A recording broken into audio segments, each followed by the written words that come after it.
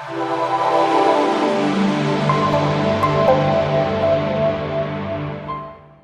everybody, it's Annie from Natural Elements Physio here in sunny Leicester. I hope the sun's shining wherever you are and you're enjoying what finally seems to be summer. At last it's arrived. I want to do a little bit of myth busting today, and it's going to be about acupuncture. I had a patient yesterday that came in to see me, and she got problems with her back and suggested maybe a bit of acupuncture, and she pulled this kind of a face followed by, I've heard it really hurts and the needles are really big, aren't they? And I wanted to go through a few little, as I said, myth busting really, and sort of go through a little bit why I use it, who I can use it for, and also show you a little bit in terms of what we do with acupuncture. Now I'm a physio, so it uses acupuncture as well, so I tend to use acupuncture alongside what I also do in terms of physio, so it's very rare that I see people and I just acupuncture them. I do sometimes, but it's relatively rare. I use it a lot for nerve pain, so things like post-sciatica, somebody's getting over, particularly when they're really, really tender, because from a physio point of view, you really can't get in there and do a great deal of physio, they're just too sore. Acupuncture is brilliant at getting rid of that. It's also brilliant at helping them to sleep, because very often sciatica is a pain at night time and really disturbs your sleep. I've used it for post-shingles, again, for the same reason. It's very difficult to try and sort of dial down the sensitivity within the nerve. Acupuncture's get some really good results with that. I've used it for inflammatory problems, so things like arthritis, so osteoarthritis, general wear and tear, and then also rheumatoid arthritis, which is more of a whole body disease, a bit of an autoimmune disease. So again, trying to boost the immune system that little bit, and just try and get it working a little bit better. We do use it for things like nausea, so I've used it a lot at Loros in terms of controlling symptoms of nausea, and also for morning sickness as well. Once you've gone over that first trimester, ladies, it can be a really, really nice way of controlling it and helping you function that little bit more. What I wanted to show you was what the needles look like a little bit, and also sort of what we actually do in terms of going through to do acupuncture. So the needles come pre-packaged, they come in different sizes, so you can get some that are really huge. We rarely use them, we do occasionally, but not often. And they come pre-packaged, as I said, they're all sterile, they're single use, so once it's used on you, it then gets thrown away, and it would not be used on anybody else. So when it arrives, I would simply open, and then the package inside, it's got the needle, and it's got a little tube on there. So it sits inside a nice little plastic tube that just helps me in terms of putting the needle in. It makes it a bit easier for your therapist. Little plastic bit on the end, which we're just going to take off. I tend to put this in on sort of clean skin. I guess for a first session you probably have maybe anywhere between 5 to 6 needles, but it depends on the sensitivity and also what condition we're treating. I have done some where I've just had like 3 or 4 headaches and things like that, where you just put just a few needles in sort of either side.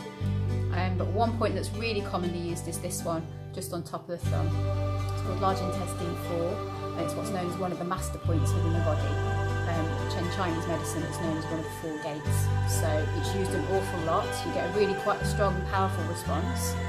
And I'm going to use a 40mm needle, and it's just on the high point of that muscle. You can see that's really. Okay, so I'm going to use there, and it's just at the end of that little crease, slightly inwards, sharp tap, and then that needle sticks up nicely. Oh, if I put that in the chair, you can see it better. Now, as you can see, it's a really fine needle. It's about the width of a human hair. So we're not talking about something for mending lobster pots. It's really nice and fine. And what we can also do is just go in that little bit further. You never put the whole length of the needle in. So even though the needle may look a little bit longer than you've imagined, there's only a little bit of it that's going to go in. And you do get that feeling of, sometimes it can be like a sort of a deep sweet ache. And the Chinese call it da qi. And that's a sign really that the acupuncture is sort of beginning to work. So the Chinese would say your qi is then flowing. And generally for a first session, I leave them in about 20-25 minutes maybe. And generally you'd be lying on the bed, nice and relaxed. You might come up and have a little twiddle every so often, but it shouldn't necessarily hurt. It's not hurting me, I'm not in pain, I'm not squeaking out. There are a couple that are perhaps a little bit more uncomfortable, should we say, than others, but certainly the majority of the time, if they're going into nice sort of fleshy areas, most of the time people sort of say, oh, you can put the needle in. And you've got 3 needles in already and they didn't even realise. Okay, so please don't be scared, please don't be worried. Most common side effects are either bleeding at the needle site, sleepiness or tiredness, which if you've got insomnia actually is kind of what we want, and also the other major side effect that sometimes people can get, or the most common side effect, is that some people can make them feel a bit If that happens, it happens when the needles go in first off, and we just take the needles out straight away and lie you down, and it clears really quickly. Okay, so I've not had anybody faint on me yet. Go a little bit giddy, just take the needles out and just lie them down, and it's fine really quickly. And that's just because sometimes it can drop the blood pressure up a bit. Okay, when it comes to taking it out, it's simply pop, and then straight into the box. They always go straight into sharps box, and the sharps box gets disposed of at a later date. Okay, but no blood. Sometimes you can get a little bit of redness, but again, that can be a sign you've got a little bit of circulation that's been increased around there, so that's a good sign. There are certain things I wouldn't do it on, or certain people that I wouldn't use acupuncture on. So anybody with sort of very uncontrolled diabetes, again, because there's a problem in terms of infection. If their skin is particularly sort of thin, or if the skin is particularly thin or fragile, or if somebody is particularly has low blood pressure, or somebody that drops their blood pressure sort of quite regularly, acupuncture would not be the first line of treatment for me. But there was things like if they're a bit confused or a bit anxious, needle phobias obviously, although I have treated people with needle phobias, they're often fine providing they can't see the needles. But valvular heart disease as well, so if anyone's got diseases of the valves in their heart, again, I wouldn't be using acupuncture with them. But other than that, it's a really, really lovely way of treating.